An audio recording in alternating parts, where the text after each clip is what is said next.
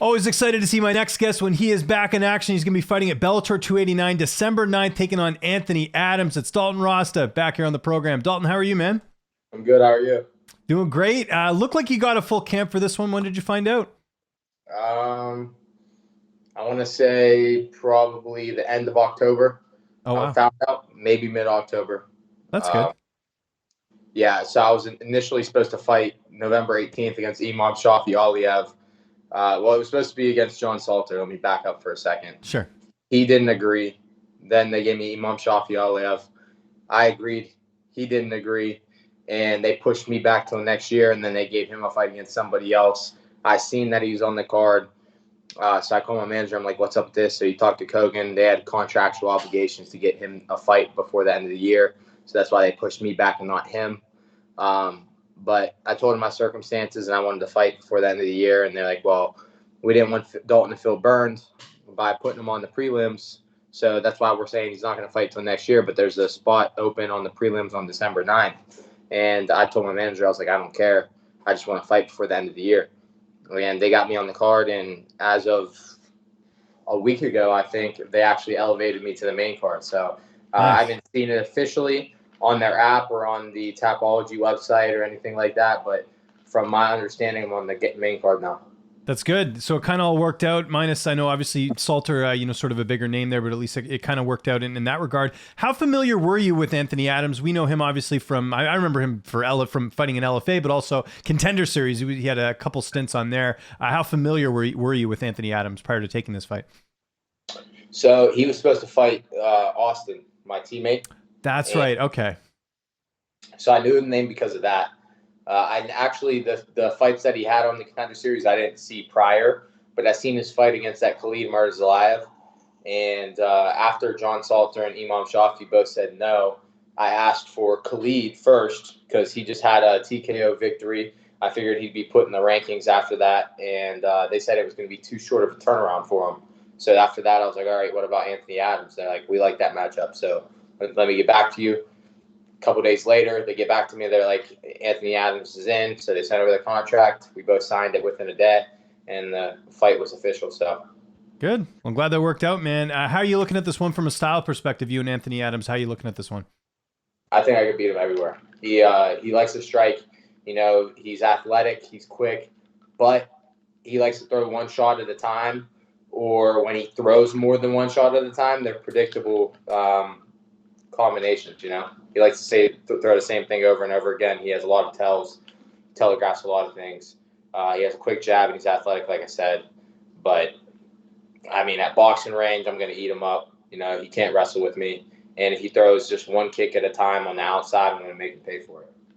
How much do you factor in activity? I think he's been fighting like once a year since 2018. You've been far more active than that. Do you buy into that, or do you not even think like cage rust is a thing? I don't know. Every fighter's different. I feel like I fight better whenever I'm more active. And that's just because I'm able to constantly train at like max intensity. If you don't have a fight coming up and you're training like you're in camp all year round, you become burnout. But when you have fights, you're able to keep doing that turnaround with a goal in mind in the short term, not just long term. But as for cage rust, I don't think I get rusty. I don't know as to other fighters, what their mentality is, but I think it's all mental at the end of the day. Yeah. Okay, that makes sense. And then the other thing, obviously, with the Adams is he's never been finished. Like, does that get you excited knowing you could be the first guy to hand him his first stoppage loss? Is that something you even pay attention to? I'm going to finish him. He's a decision machine. He likes going to decision. He likes whether he's winning or losing. I think he has one stoppage win.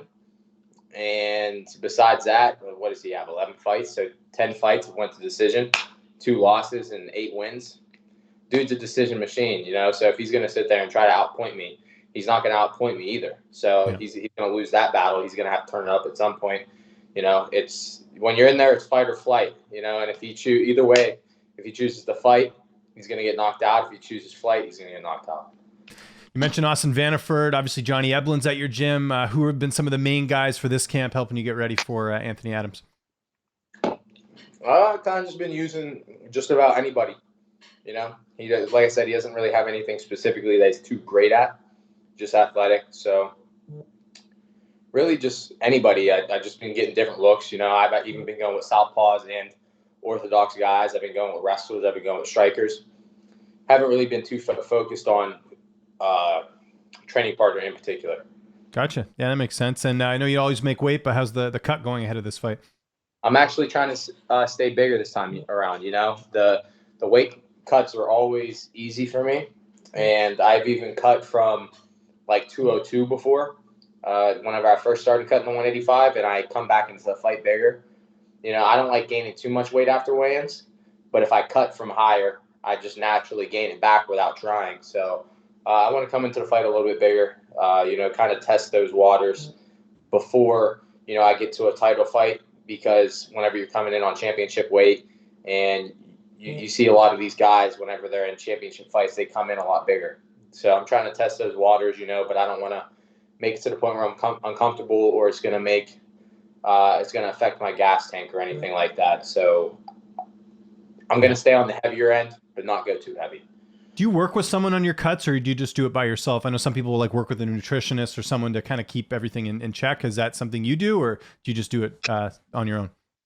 No, see, I might get a lot of backlash for this, but I don't believe in nutritionists. Okay. Reason being is because every single person's body is different. They have different body types, they have different blood types, they have different food intolerances. Their bodies are, they have, some people are fast twitch, some people are slow twitch. You got guys that do better off carbs, do better off of fats. There's so many different types of tests you have to get done. You have to do food intolerance tests, food allergy testing. There's different tests you can do to see which macro you burn the most, whether it's fat or carbs. So it's telling you what you should be eating and what you shouldn't. And then there's things to track your metrics and your data, like your heart rate, your HRV, your sleep, everything like that. And most nutritionists, they don't have you doing any of that. They have a cookie cutter plan where they're like, I'm going to give you this. This is what works. This is what I heard what works. This is what I learned. This is what I read that works.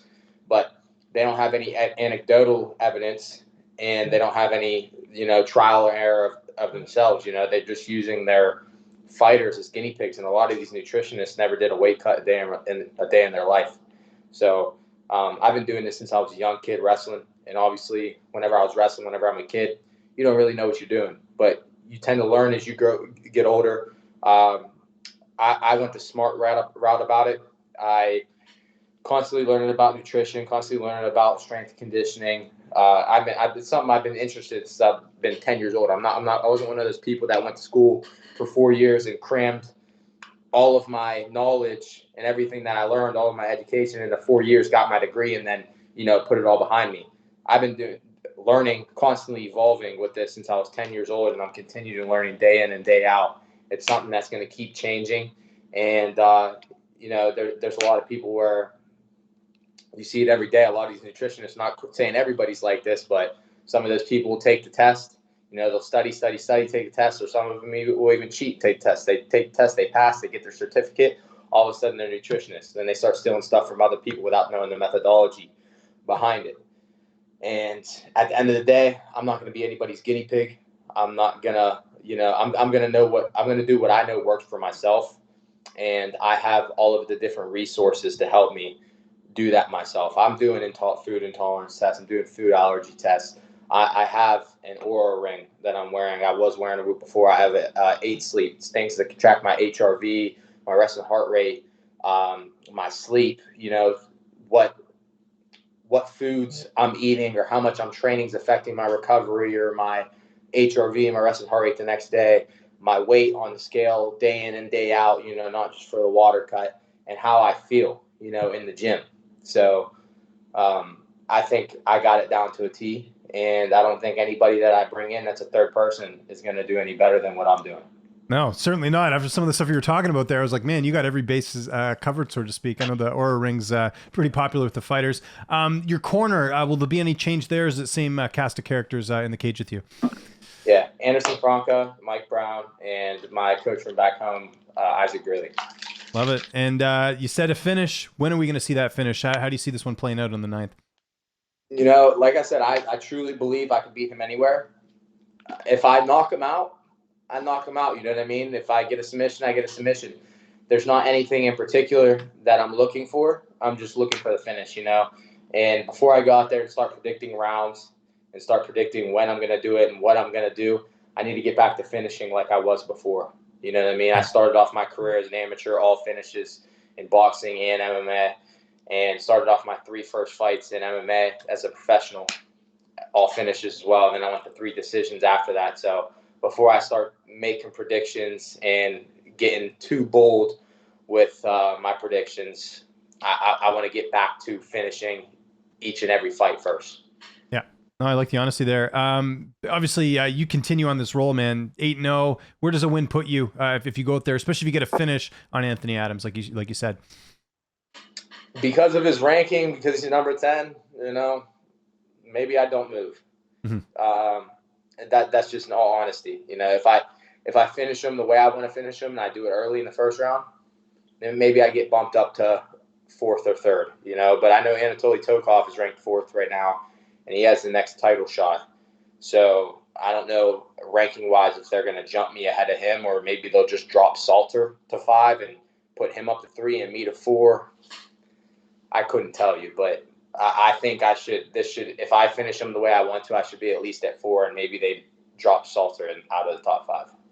With what's happened with Salter, with the fact that the fight couldn't come to fruition, is that still a fight that you want, or is that something that you're kind of like, well, you had your opportunity?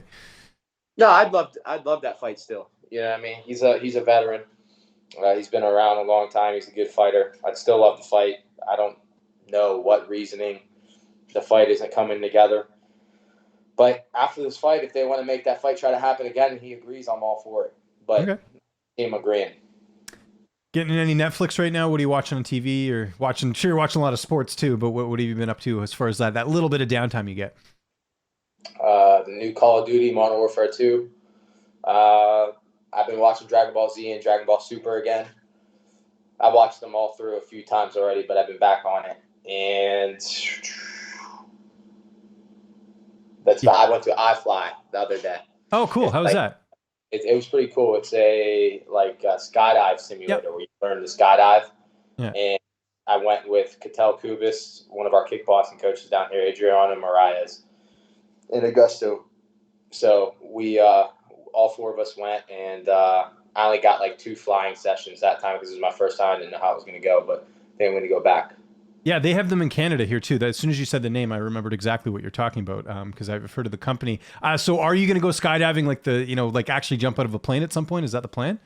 Yeah, so Kyoji was actually Kyoji Horiguchi was the person who asked me if I wanted to go. And he said, "You want to go skydiving?" And I'm like, "Fuck yeah, let's go skydiving." And he's saying he was going today. This was, I don't know, Saturday. Yeah. And I'm like, "Fuck yeah, let's go." And he was like, "Ask Cattell. I'm going with Cattell." So I went over to ask Cattell, and Cattell told me, he's like, "Yeah, you can come." He's like, "Just meet at iFly at whatever time. 5 o'clock, 5:30. And then he told me it was a simulator. And I'm like, "Oh, man, Kyoji had me thinking it was real skydiving." You know, it was still cool. Yeah. But I want to go skydiving too. There you go. Dalton, thanks so much for doing this. We're looking forward to it. It is Bellator 289, December 9th. If there's anyone you want to thank before we get out of here, I know you got some sponsors. I know you got some social media to plug. I'll give you the last word. You can follow me on Instagram and Twitter at Dalton Rosta. And I'd like to thank Glaxon. I'm wearing their T-shirt. It's hard to see from the back, but they're my supplement sponsor. I'd love to thank them. Elite Living and Health, another functional medicine sponsor. I'm sure you've seen them all over my social media as well. On top of that, I got my sponsors, Arias Agency, Scooter King, Armina Stone, LW Auto, among a few more that I'm trying to solidify. Thank you to everybody.